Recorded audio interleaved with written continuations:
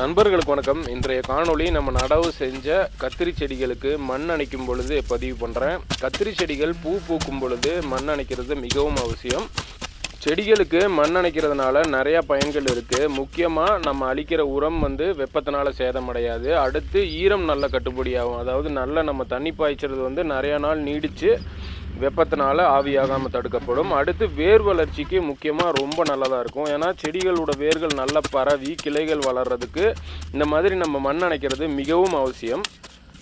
நான் இன்றைக்கு கத்திரி செடிகளுக்கு தொழு உரத்தை தான் வச்சு சுற்றி மண் கட்டி விட்டுருக்கோம். இப்போ பார்த்தீங்கன்னா கிட்டத்தட்ட ஒரு அடிக்கு செடியை சுற்றி நான் மண் கட்டிட்டேன்.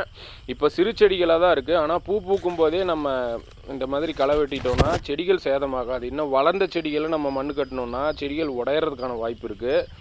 இந்த மாதிரி ஒரு 1.5 இன்ச் 2 இன்ச் இருக்குது. பூ எடுக்கும் பொழுது நம்ம இந்த மாதிரி மண் அணைக்கிறது மிகவும் அவசியம். இப்போ நம்ம பார்க்குறதுக்கு அங்கே ஒன்று இங்கே ஒன்று இருக்க மாதிரி இருக்குது. ஆனால் இன்னொரு 1 மாதத்தில் செடிகள் நல்லா படர்ந்துடும்.